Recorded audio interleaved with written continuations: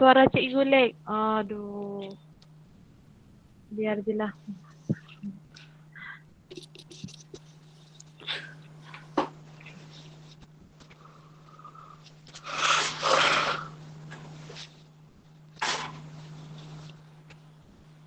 Cikgu.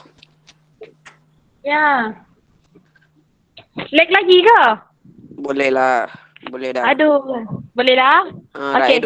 Raif Kita berapa masuk pasal? dulu, ha? Alahai. Okey, kita masuk perenggan yang pertama. Okey. Kita ulang semula maksud rangkap supaya senang kamu faham. Cikgu terangkan untuk topik yang seterusnya. Okey, masing-masing tengok rangkap yang pertama. Iaitu bermula warkah, surat rencana, ikatan fakir yang sangat hina, sajak dan nazam banyak tak kena daripada pendapat yang kurang sempurna. Okey, penyair memberi maksud untuk rangkap yang pertama ini iaitu dari baris yang ketiga. Okey, dari baris yang ketiga. Penyair kata warkah yang dia tulis iaitu sajak ataupun nazam banyak tak kena disebabkan oleh pendapatnya yang kurang sempurna. Okey, pendapat itu boleh tafsirkan sebagai fikiran. Okey? Jadi disebabkan buah fikirannya yang kurang sempurna, tidak dapat menghasilkan karya yang baik, maka syair ataupun karya yang dibuat oleh penyair tersebut dipandang hina. Okey, itu maksud rangkap yang pertama. Okey, kita masuk ke rangkap yang kedua. Gerangan sungguh amatlah leta. Okey, cikgu ulang semula. Leta tu ialah hina ataupun keji. Yang tu adalah pinjaman bahasa dulu-dulu. Okey, Melayu klasik. Okey, perinya akal gelap gelita, hemat pun rendah, daif berserta, tambahan badan miskin dan nista. Okey, rangkap yang kedua ini penyair bercerita tentang seseorang itu akan dianggap hina, iaitu leta, kalau seseorang itu tidak berakal, iaitu perinya akal gelap gelita. Perinya akal gelap gelita tu bermaksud tidak berakal. Okey, hemat pun rendah, daif berserta, maksudnya akhlak yang rendah. Tambahan badan miskin dan nista, iaitu miskin yang sangat-sangat miskin.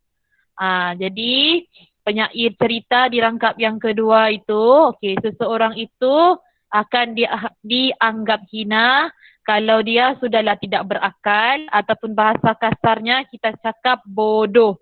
Okey. Yang kedua, sikap kurang sopan ataupun bahasa kasarnya kita sebut kurang ajar. Kurang ajar. Okey, dan berakhlak rendah. Okey, sudahlah kurang sopan, tidak berakal, hidup dalam keadaan miskin pula. Yang tu rangkap yang kedua. Penyair tulis. Okey, kita masuk rangkap yang ketiga. Beribu ampun kiranya Tuan, atasnya hulu fakir nistawan. Daripada masyghul gundah merawan, terperilah madah patik nintuan. Okey, rangkap yang ketiga ini, maaf.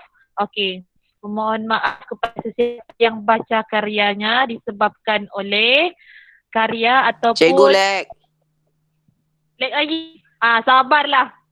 Okey, penyair memohon maaf sekiranya perkara yang dia tulis tu dihasilkan daripada perasaannya yang kecewa, iaitu baris yang ketiga, rangkap yang ketiga. Daripada masyghul gundah merawan.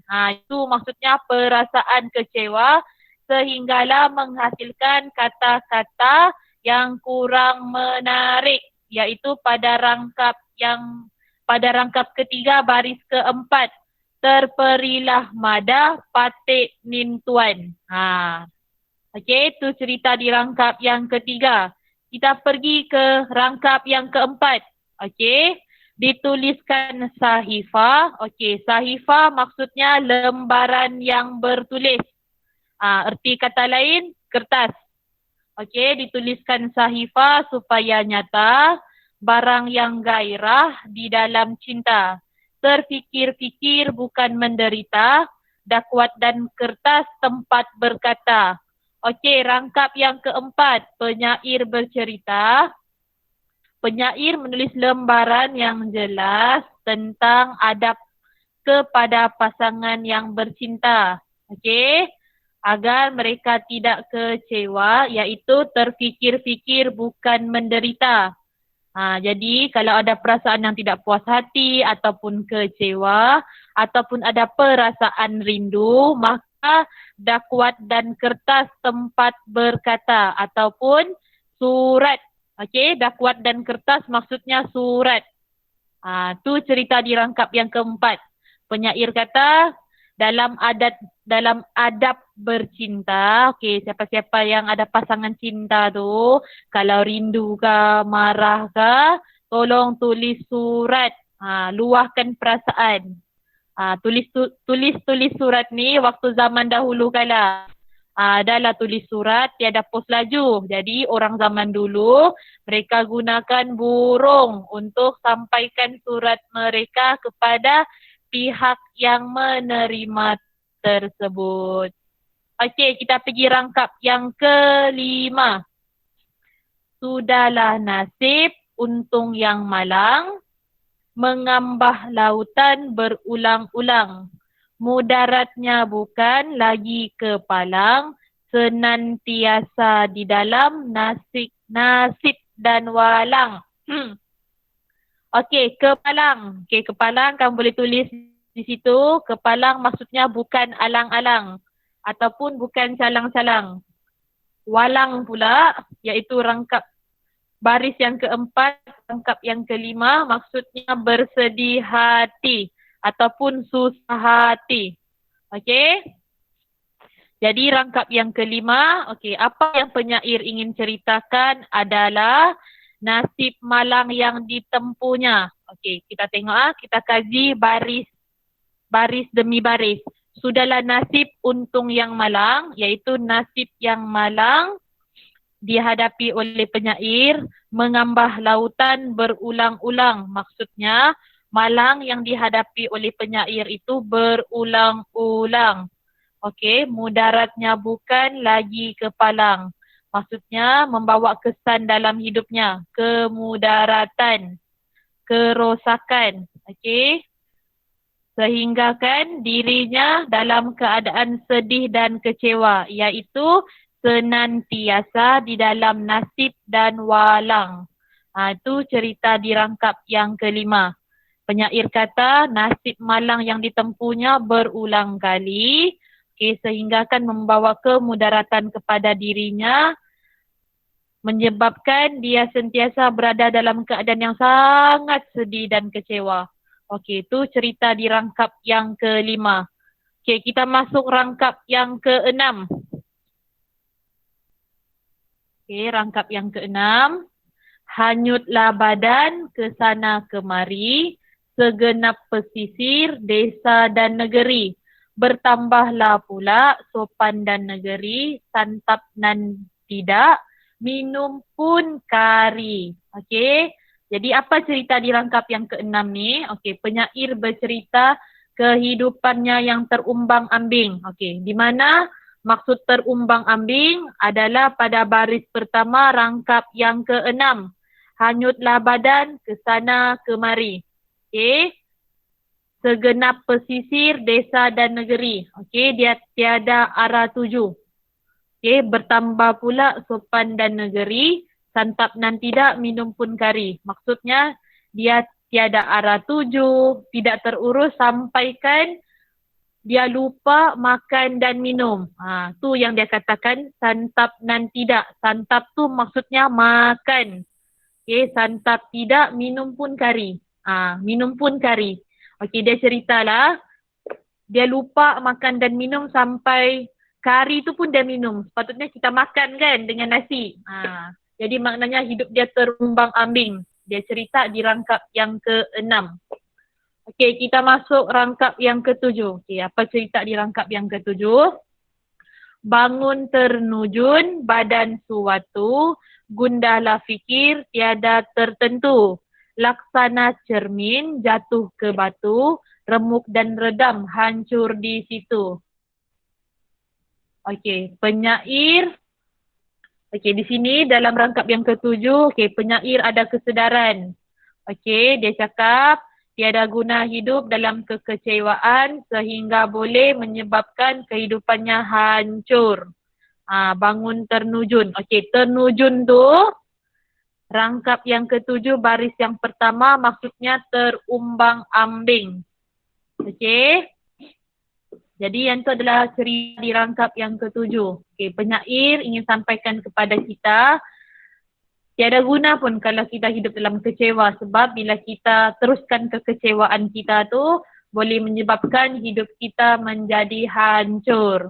Jadi andai kata ada antara kamu putus cinta, kecewa sangat ni, move on. Orang putih kata move on. Sebab apa? Kalau layan perasaan kecewa kamu tu, hidup kamu terumbang-ambing, lepas tu hancur. Sebab apa? Bermuram durja sahaja. Muka yang handsome pun boleh jadi hodoh. Okey? Okey, kita masuk cerita di rangkap yang ke-8.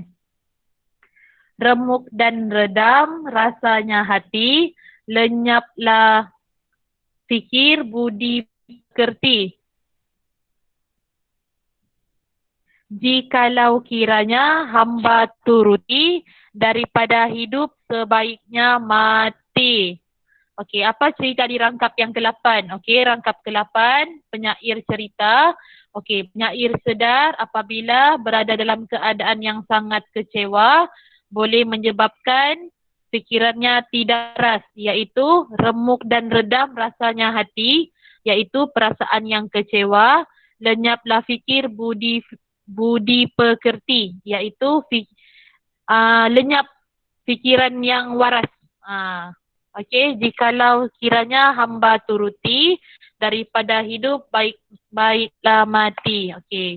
Penyair kata kalau kita turut juga perasaan kecewa tu, lebih baik kita mati daripada hidup dalam keadaan yang sangat kecewa. Okey, yang tu adalah maksud cerita rangkap yang ke-8. Jadi keseluruhan cerita syair Burung Nuri ini, okey, dia bercerita tentang cara kita untuk mengatasi masalah kecewa tersebut. Dan apa kesan kalau kita layan perasaan kecewa. Itu yang ingin disampaikan oleh penyair.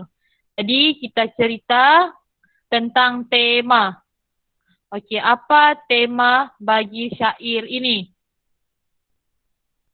Okey, tema bagi syair ini ialah adab dalam kehidupan seseorang.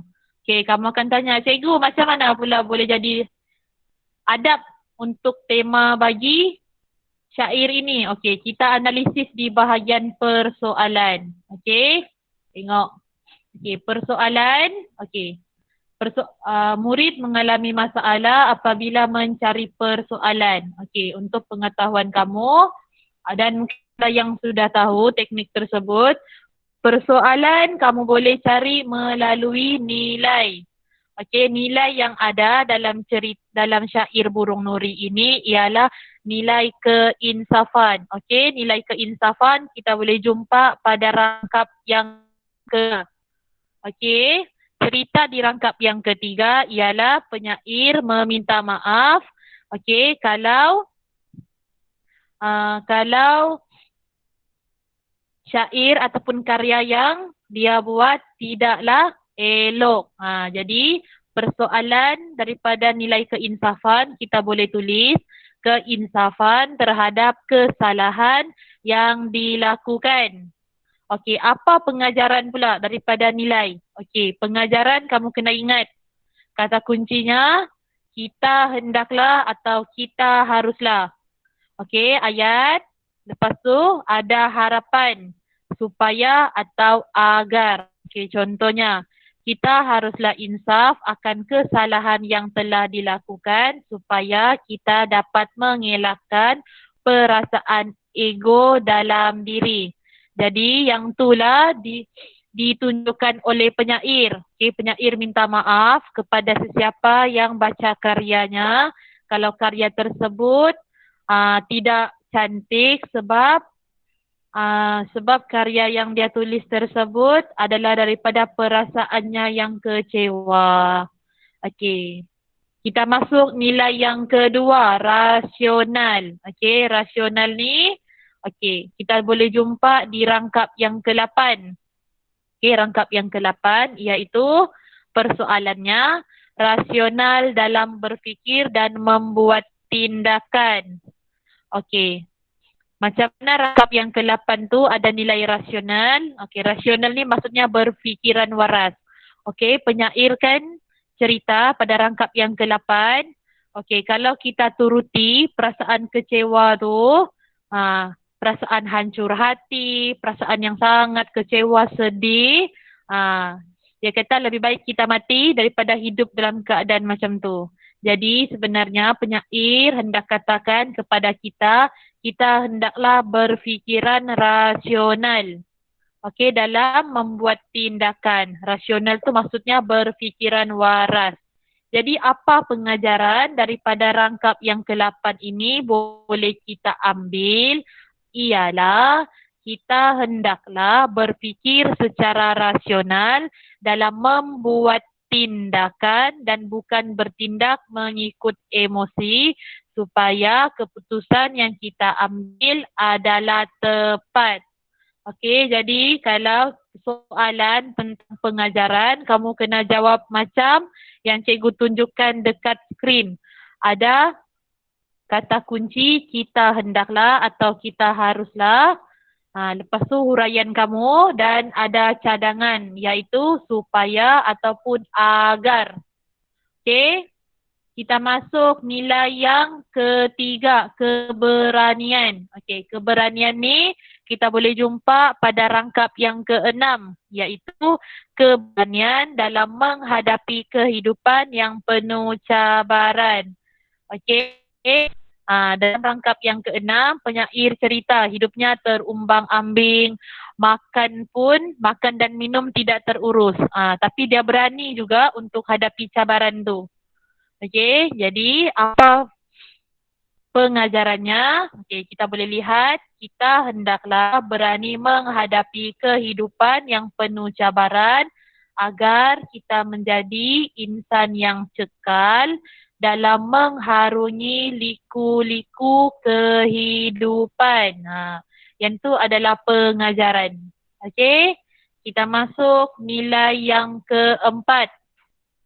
Okey, nilai keempat iaitu kebijaksanaan. Okey, di mana kita jumpa nilai kebijaksanaan dalam syair Burung Nuri? Kita boleh jumpa pada rangkap yang keempat iaitu tentang adab bercinta. Okey, jadi apa persoalan daripada kebijaksanaan? Iaitu kebijaksanaan dalam mengawal diri ketika bercinta. Okey kelas, itu adalah persoalan bagi nilai kebijaksanaan. Okey, apa pengajaran yang boleh kita ambil daripada nilai kebijaksanaan? Ialah kita hendaklah bijak dalam hubungan percintaan supaya kita tidak terlalu beremosi dan saling memahami antara pasangan. Yang tu adalah pengajaran. Okey, kegigihan. Okey, nilai yang terakhir yang sama-sama kita analisis iaitu nilai kegigihan. Okey, apa persoalan bagi nilai kegigihan? Iaitu kegigihan untuk merubah kehidupan. Okey, rangkap yang ke-7 iaitu bangun ternujun badan sesuatu gundala fikir tiada tertentu. Okey, kegigihan. Okay, walaupun penyair katakan hidupnya terumbang-ambing, fikirannya tidak menentu, okay, tapi dia tetap gigih untuk ubah kehidupannya. Okay, jadi pengajaran yang boleh kita ambil daripada nilai kegigihan adalah kita hendaklah gigih berusaha untuk mengubah kehidupan yang penuh kekecewaan atau marah kepada kehidupan yang lebih baik supaya kita dapat mencapai kebahagiaan yang sebenar. Okey, jadi kalau kamu mengalami masalah untuk cari persoalan dalam syair ke, dalam prosa ataupun cerpen ataupun drama, novel, okay, kamu cari melalui nilai. Nilai, daripada nilai itulah kamu boleh cipta persoalan. Daripada nilai juga kamu boleh cari pengajaran. Okey? Jadi keseluruhan tema bagi syair ini adalah adab. Adab kita untuk menempuh kehidupan, adab dalam bercinta. Okey? Jadi kita masuk bahagian gaya bahasa bagi syair Burung Nuri.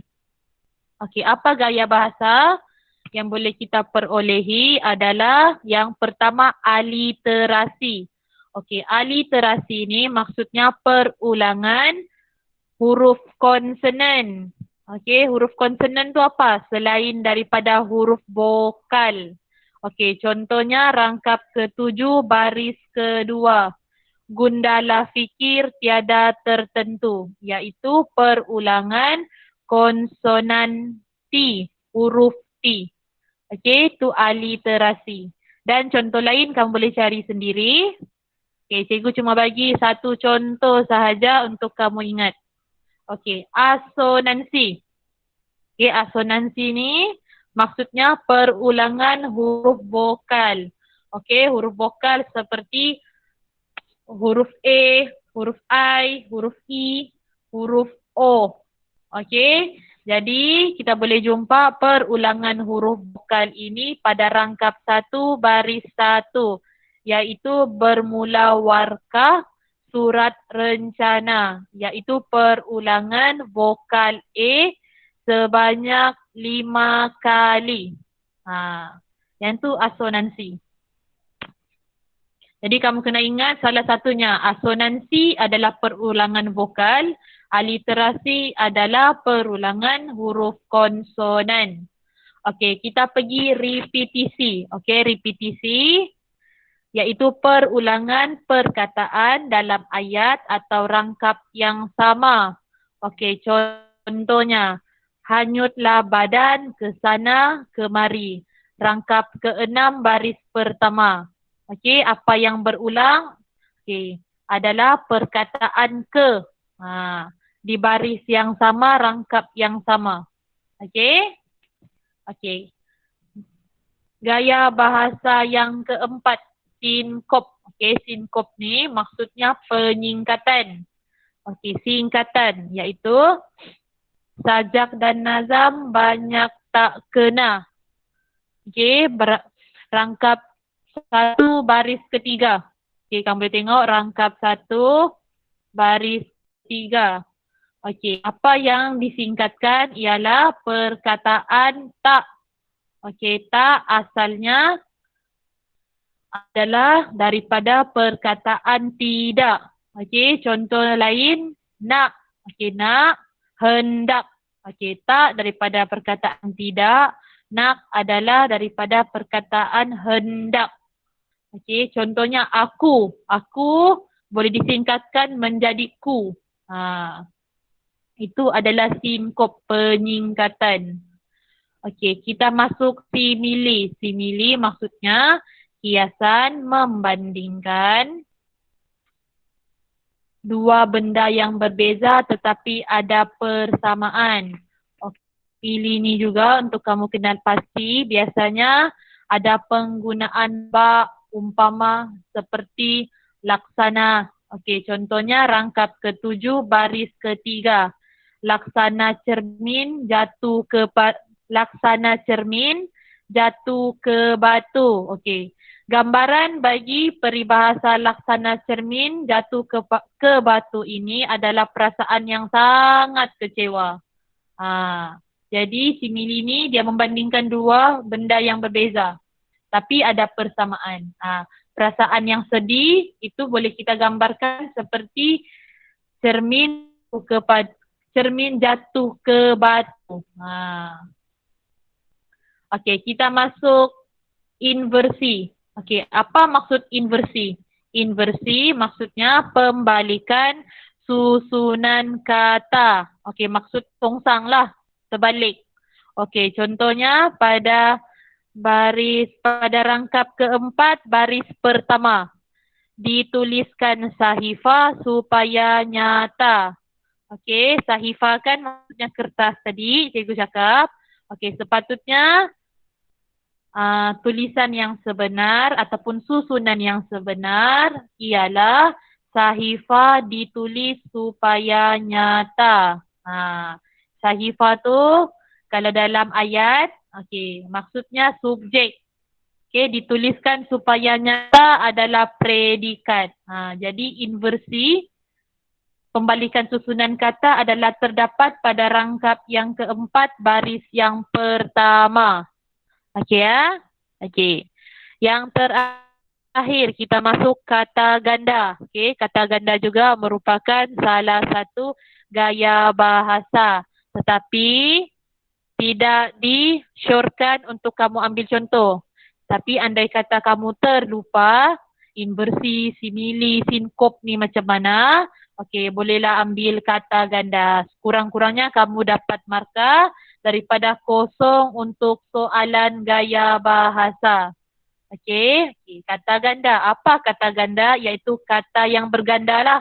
Contohnya, contohnya gelap gelita, iaitu rangkap yang kedua, baris yang pertama. Okey, gelap gelita, terfikir-fikir. Terfikir-fikir. Mengambah lautan berulang-ulang, iaitu rangkap yang kelima, baris yang kedua. Okey? Jadi gaya bahasa dalam syair burung nuri ni kita boleh dapat sebanyak 1, 2, 3, 4. Ada 7 jenis gaya bahasa. Okey? Jadi kalau kamu ingat, senang. Ingat, aliterasi dengan asonansi.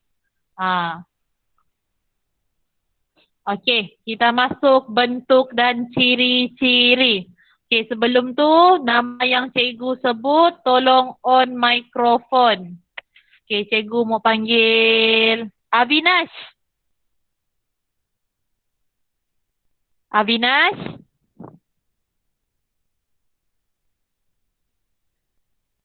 Tak on mikrofon.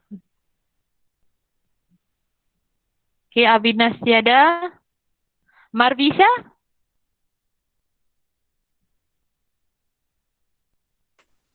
Ya, cikgu. Okey, Marvisha. Okey, Marvisha. Tengok syair burung nuri tu. Okey, bagi tahu cikgu, ada berapa rangkap?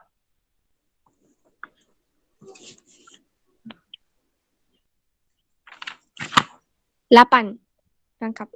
Okey, betul. Okey. Terima kasih Marvisha. Okey, bentuk dan ciri-ciri. Okey, dekat sini soalan jangan keliru dengan gaya bahasa. Kalau soalan minta gaya bahasa, kamu bagi macam asonansi, aliterasi, sinkop. Tapi kalau soalan minta bentuk dan ciri-ciri, ciri-ciri syair tersebut. Okey, apa dia bentuk dan ciri-ciri ni? Okey, senang cerita adalah luaran. Okey, contohnya, apakah ciri-ciri bagi Ryan? Okey, Ryan seorang yang tinggi, Ryan seorang berbangsa Cina, Ryan putih, Ryan kacak, Ryan pakai kacamata. Yang tu bentuk Cikgu. dan ciri-ciri. Putih. Ya. Putih lah. Ayo, betul lah Ryan putih. Dia bukan gelap macam cikgu. Saya letak Ryan tepi dinding, tak nampak dia lah. Cerah, kulit yang cerah. Okey. Okey, jadi bentuk dan ciri-ciri ni adalah ciri-ciri syair ni. Okey, apa dia? Contohnya terdiri daripada berapa rangkap? Okey, Marvisha kata 8 rangkap. Okey, ada 8, betul. Okey, berapa baris setiap rangkap? Okey, cikgu mau panggil. Bukan Tanush. Ini.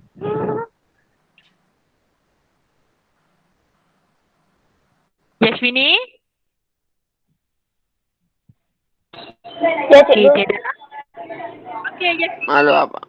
berapa baris Ya. setiap rangkap? Ah, Setiap rangkap ada berapa baris? 4 hingga 6. 4 mana hingga lu tahu? 6? Ah, 4 saja. 4 sahaja Yasmini. Baris, tahu tak baris tu macam mana? Yasmini? ya, ya, ya. Tahu tak baris tu macam mana? Ya, cikgu. Tahu? Ya. Okey, tahu ah? Okey. Ah. Jadi setiap rangkap, contohnya rangkap pertama hingga rangkap yang ke-8 ada 4 baris. Okey, baris tu macam mana? Bermula warka surat rencana, 1 baris. Ikatan fakir yang sangat hina, 1 baris. Sajak dan nazam banyak tak kena, 1 baris. Daripada pendapat kurang sempurna, 1 baris. Jadi satu rangkap ada 4 baris. Okey ya. Okey, kita masuk. Berapa patah perkataan setiap baris? Okey, patah perkataan terdapat 4 hingga 6 perkataan setiap baris. Okey, contohnya rangkap pertama, baris pertama.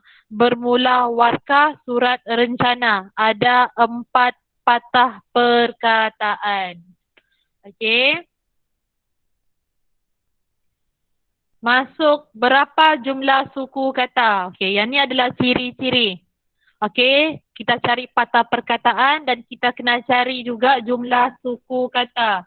Okey, suku kata dalam syair ini adalah sebanyak 10 hingga 13 suku kata setiap baris. Okey, apa itu suku kata? Suku kata macam yang cikgu warnakan ni. Okey, senantiasa, di dalam, nasib dan walang.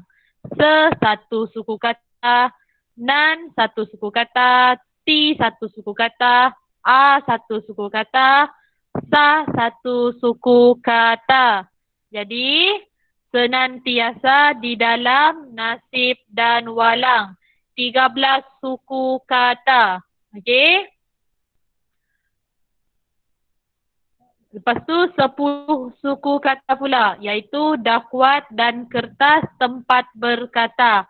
Dak satu, wat kedua, dan ketiga, ker empat, tas 5, tem 6, 4, 7, ber 8, ka 9, ta 10. Okey, yang tu adalah 10 suku kata. Jadi dalam syair ni, suku kata yang paling banyak pun adalah 13 suku kata, iaitu senantiasa, di dalam, nasib dan walang. Okey, dan ciri-ciri yang terakhir adalah rima akhir. Okey, apa rima bagi syair ni? Adalah rimanya rima a. Okey, apa dia rima a tu? Okey, rimanya bunyi semua sama di hujung. Okey, contohnya rangkap yang pertama, senang cerita. Okey, kamu tengok baris 1 hingga baris yang keempat, bunyi hujung perkataan semuanya na. Rencana, hina, kena, sempurna. Sebab tu rima akhirnya ditulis sebagai rima e sebab sama. Semua sama, rangkap 1 hingga rangkap yang ke-8. Okey, jadi ingat kalau gaya bahasa ada bunyi gaya bahasa macam asonansi, aliterasi, simili, sinkop. Yang tu gaya bahasa, jangan tertukar dengan bentuk dan ciri-ciri. Okey, ciri-ciri ni kamu kena ingat. Apa ciri-ciri syair ni? Berapa rangkap, berapa baris setiap rangkap, patah perkataan, rima akhir. Cuma yang tu sahaja. Tak payah masukkan asonansi, aliterasi bila soalan ditanya tentang bentuk dan ciri-ciri. Okey? Boleh on mikrofon. Siapa yang ada soalan? Sebelum cikgu bagi soalan. Cikgu nanti makan apa? Tak tahu. Kena masak nasi lah kejap lagi. Oh. Okey, ada soalan lain? Okey, tak ada soalan Okey, jadi ada 4 soalan dalam skrin cikgu ni. Dalam skrin kamu tu boleh kamu tengok. Okey, kamu boleh tulis dekat kertas. Okey, jadi jawapan cikgu nak kamu siapkan sekarang. Ada masa lagi 14 minit. Cikgu, Okey, boleh post dalam grup. Cikgu, saya duk apa dia? baring. Saya duk baring atas katil, cikgu. Duk baring atas katil? Tak apalah. Jadi ada 4 soalan. Okey, kamu boleh tulis di atas kertas kosong dan snap post dalam grup WhatsApp ataupun PM tepi cikgu pun boleh. Dan bagi tahu siapa nama kamu. Apa Ya, maksud Ryan? kanca? Dekat mana, Ryan? Soalan 1. Kanca tu lembah ataupun lingkungan. Lingkungan yang tidak elok. Kanca. Boleh, Ryan? Contohnya kan soalan dia, pada pendapat anda bagaimanakah cara untuk mengawal diri daripada terjerumus dalam perkara yang tidak elok? Kanca tu makna lainnya adalah perkara. Okey. Jadi boleh tulis, cari jawapan sampai pukul 4. Ada soalan, tanya terus. Cikgu, Ya, Raif? saya rasa tak boleh post dalam grup Saya rasa kena PM tepi juga. Tak boleh kena ada tiru jawapan lah, apalah, bla bla bla. Ya, Mak Raif tak bagi. boy. Ni. Tak, memang tak boleh. Ya. Oh, ya Cikgu, kah? Boleh PM. Okey, jawab Semua orang ada berdasarkan tak nama cikgu? Ada. PM. Ambil Nanti dari cikgu grup je semak. lah. Sebab pukul 4 cikgu ada kelas lagi. Okey. Cikgu saya hantar Okey. by tomorrow lah, cikgu. By tomorrow, boleh lah. Okey, esok jangan lupa tahu ada kelas sejarah. Pukul 3. Cikgu. Soalan post Ya, dalam Ryan? grup nanti. Soalan ini post dalam grup. Oh, nak post dalam grup Ya. Apa saya? Boleh. Okey. Okey, Tak saling. boleh. Okey, tak ada kamu mau type dalam WhatsApp pun boleh. Nanti cikgu semak. Okey, cikgu post dalam grup. Jadi, ada apa-apa soalan lagi untuk syair ni? Okey, Tak kalau ada. tiada, kita boleh kita boleh tinggalkan pengajaran hari ini. Okey, baiklah. Selamat berbuka kepada yang berpuasa. Okey, bye. Thank you, Assalamualaikum. cikgu. Bye. Joshua, stop recording. Joshua.